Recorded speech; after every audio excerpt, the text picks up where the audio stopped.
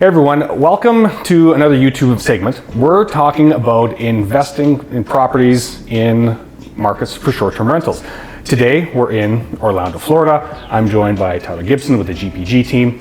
Tyler and I have known each other for a little over a year. He's given me a tour of this home. Tyler, tell me a little bit about short-term rentals. It's been an interest of mine for some time and I'm trying to get into it, but let's share with everybody else how they can get into maybe not one quite this size, but even into the smaller ones. Sure. Well, today we're sitting in a big 9-bedroom house in one of the resort style communities here in the Orlando area. And these types of properties are really popular with folks for a couple of different reasons. One of the big ones is you can use these as investments. They can be really good investments for American citizens, especially if they're self-managing, because there's a lot of tax advantages to them. But even for international folks, they can be great investments because they can produce a significant amount of cash flow. But what's really nice about short-term rentals, and it's different from a lot of the other real estate investments that people make, is that it's something you can use, right? When you buy a house and you put a long-term tenant in it, it's just an asset that's producing revenue. It's not really something you can use, but when you buy a short-term rental property, it's a property that you can use for your own purposes for small periods of time, and then you're able to put other people in it to actually help pay for it. So some people refer to them as lifestyle assets from time to time, right? It increases your lifestyle, that's an asset because it's paying for itself, generating its own revenue. And so that's a lot of the reasons why people do it and why they can be really successful. Now, when it comes down to cost, people are looking at what can they, number one, afford either on their own or as an investment. And like you say, people will try to split it, time for themselves, and they can come on their own. What should people be looking for when they are looking at that investment short-term rental? Well, each market's going to be different, right? So a beach market here in Florida, you're going to look for a different type of property than you might look for here in the Orlando area. Specifically here in Orlando, because we are a Disney market, the focus should really be on your proximity to Disney and your ability to accommodate a family. So we generally suggest that people buy a minimum 4-bedroom, 2-bathroom home with a private pool that's within 15 miles of Disney World. And if folks stay within that framework, then they should have no problem getting it rented out. And then there's other things that they can do to make the property more appealing so that they can drive higher prices, higher occupancy rates, things of that nature. This home is actually a great example of some of that. Theming is what we call it. Having a consistent design like a Marriott hotel throughout the property, and then having specific themed elements that give it a real wow factor can go a long way in attracting the customer that's going to pay a little bit more. And so, you know, this house, it's got the Star Wars stuff, and it's got the Avengers stuff, and it's got some Mickey stuff and Encanto, and so some great themed features. They spend a lot of detail making these items, and it will go a long way in your marketing to attract a customer that's willing to pay a little bit more. So doing stuff like that to the property that you acquire can go a long way. I was going to say, and what kind of value does that bring? So you showed me some previous photos of this home. Let's talk about the family room on the second floor. It was plain Jane, and then they turned that into a Star Wars theater room. What kind of value does that bring to not only it for a resale, but for investing? Sure. So on the investing side of things, whenever you do these types of theming projects, you can usually increase your revenues by 1.5 to 2x. So if a house would generally generate $40,000 in revenue over a year, if you were to do that investment, you could potentially increase that revenue by another $20,000, maybe as much as another $40,000 for making an investment of something like $40,000 to turn the TV room into this incredible Star Wars experience. So you can get your money out of it, but you do need to be selective, and you need to focus on, at least here, the design elements that are going to resonate with a large audience, like Star Wars. Yeah, and you know, the garage here converted into a games room, and we've seen the games rooms that are just a garage with a few things, but this one is completely Avengers themed, and that's going to attract families. Right. Yep, that's exactly right. And that's what you're going for. You want to make their experience unique and different. You want it to stand out from the rest of your competition. And when you do that, you can charge a higher nightly rate, which will increase your overall profitability. And we looked at different investment properties, from the small ones to like the 3 bedrooms to this one is a 6 bedroom. The dining room table, for example, here seats 12. So this is obviously a house that 2-3 families will probably get together and rent. What do you see in regards to families doing that? Do they want to come combine? You know, this one also has a pool. Are they looking for bigger or are they looking for smaller?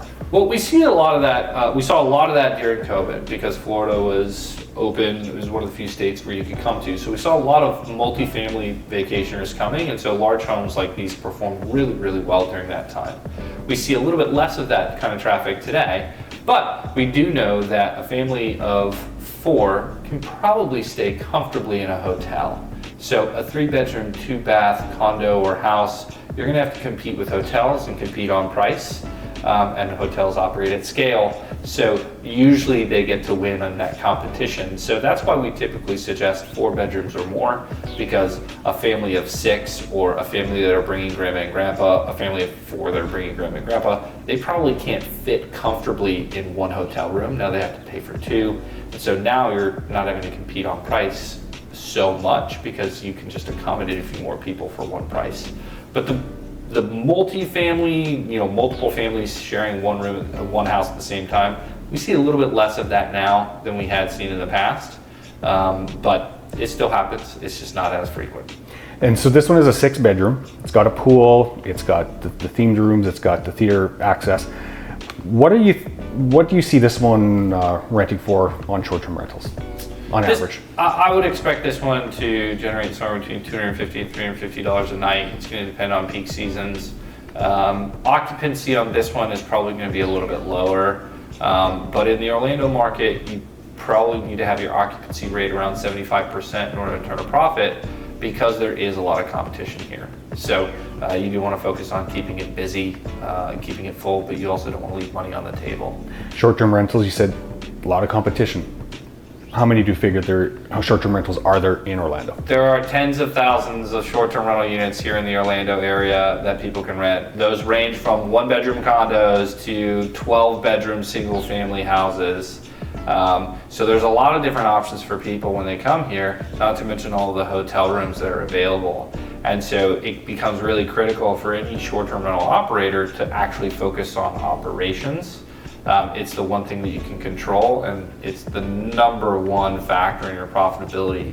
Everything from making sure that your listing is optimized on the different platforms, VRBO, Airbnb, tracking your pricing, but then also the other things that are really important are guest communications, making sure that your guests have a great experience, making sure the property is cleaned very, very well every time somebody comes out and in, just maintaining things. And then being intentional about doing touch-ups and updates, you know, twice a year, coming in and touching up the paint, making sure that there's not scuff marks everywhere. And so operating it at a high level is something that folks should focus on if they really want to stand out in this market and turn a really big profit. You know, you mentioned keeping things up. I'm staying in a short-term rental right now, not to this scale, something smaller for myself and my family, but I definitely noticed it's been beat up a little bit. It's got different colored paint on some parts of the wall. It's definitely different than what the photos were showing. I'm still happy with where I'm at, but I guess user reviews, they go a long way to keep you higher in the algorithm. Correct. Yeah. I mean, user reviews are the number 1 metric that these platforms typically use in order to help rank your property. So getting consistent 5-star reviews is really important. Hopefully you can qualify as a super host, at least that for the Airbnb platform, right? But once you qualify as a super host on Airbnb, it's much easier to generate significant revenues here in the area because users see you, because the platform pushes your property to the top of the listings, to the front of the line for people to review. And then if you have a listing like this, where they've done the hard work of making it super unique and it's got pretty good design, you're gonna have a pretty good success rate of people booking your property versus the competition. So getting those reviews and being a really good operator is critical to the profitability of your short-term rental. You highlighted earlier how we were investors not from the area, so other states. I'm from Canada, so for me to look down here about a country, there's definitely different processes, and we can highlight that on a different video in regards to how people can qualify from out of country. But being at a distance, hiring a property manager obviously has to be a must. You have to factor that into their expenses for the building.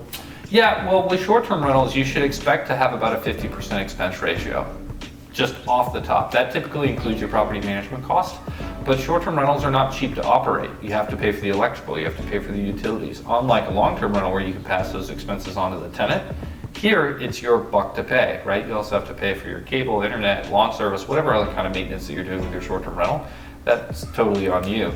So, it's important to focus on what those expenses can be.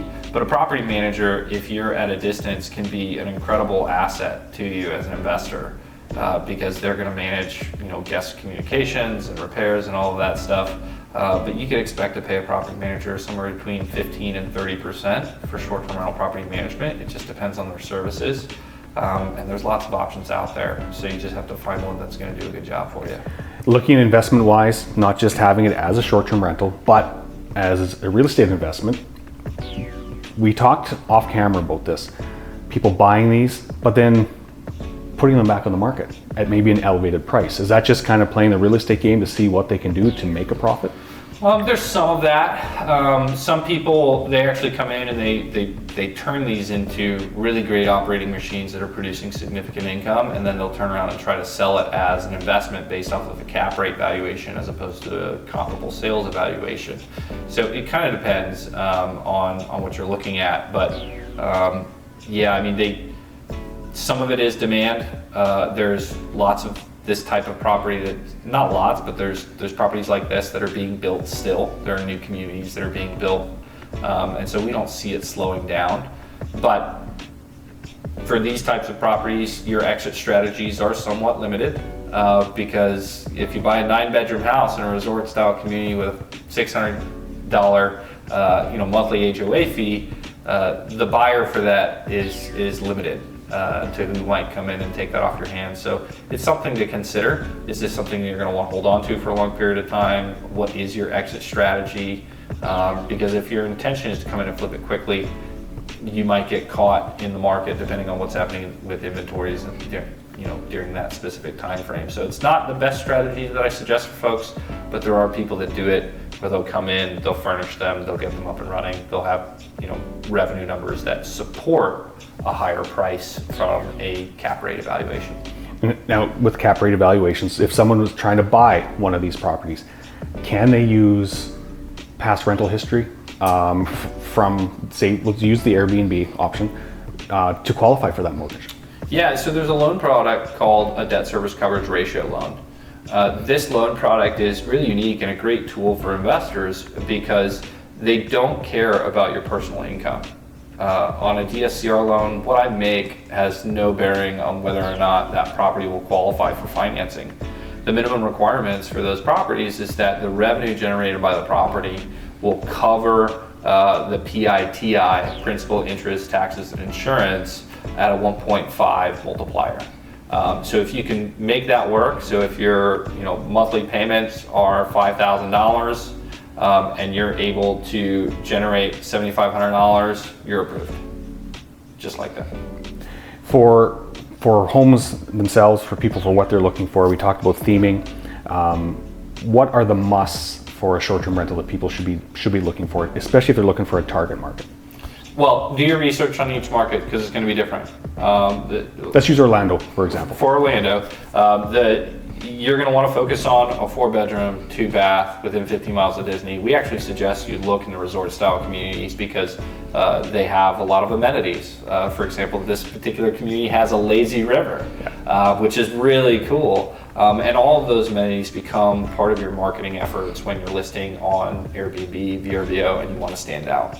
Orlando's also a resort community, right? People come to Orlando and they just think all of Florida is a resort. That's just people's perceptions. I mean, for the longest time. That's me, like from Canada. The whole place is fun. When I first moved here, I thought Orlando was the tourist district of International Drive because it's all I was familiar with. That and Disney World, right? So much more to Orlando now that I live here, but that's what I was aware of at the time. And so understanding who your consumer is in whatever market you're going to, I think is critical. The consumer here is a vacationer, so they are looking for that resort style experience, and they're looking for a place where they can go swimming and just have fun with their family, easy access to shop, dining. I mean, they are coming here to be tourists, generally speaking.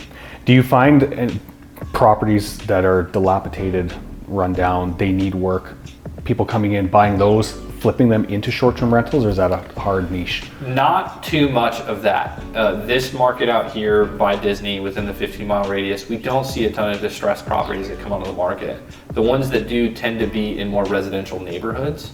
And while you may be able to turn a residential neighborhood home into a short-term rental, they may not be the best investments, and there are some risks with doing that. The biggest risk with doing that is because Airbnbs and short-term rentals are so prolific, there are so many of them here in this area, there's a criminal element that looks to break into these homes and steal things, TVs and other things like that. Most of these communities have guard gated access, and so for the investor, that there's not going to be anybody coming through to take your stuff. But if you're in a more residential style community, your home is up on a public platform. And they can go look at the calendar and see if you have any bookings. Criminals are smart. I'm not saying that your house is going to get broken into if you buy in those other areas, but it's one of the risk factors to consider when you're considering the right location. The other reason why these particular communities can be really appealing is that they actually take care of some of the things that you would otherwise have to take care of. For example, in this community, they take care of all the lawn maintenance for all of the homes. It's not something you have to worry about. And even your trash service here, you set the trash in a bin out on the front door, somebody comes by and picks it up. It's concierge trash service. So there's things like that that can be really beneficial when you buy in these resort style communities versus outside of them. There is some cost associated with buying in these communities as well. All right, so as you've seen with this home, it has the themed look, it's got the pool, it has pretty much everything that you're gonna want. Maybe it's not exactly what you have to strive for what the cost of purchasing a property such as this could be, but it gives you an idea what you're looking at in the Orlando market. You've seen the tour of this one. Stay tuned, we're gonna show you another property on a different video. Don't forget to like and subscribe, and we'll see you on the next one.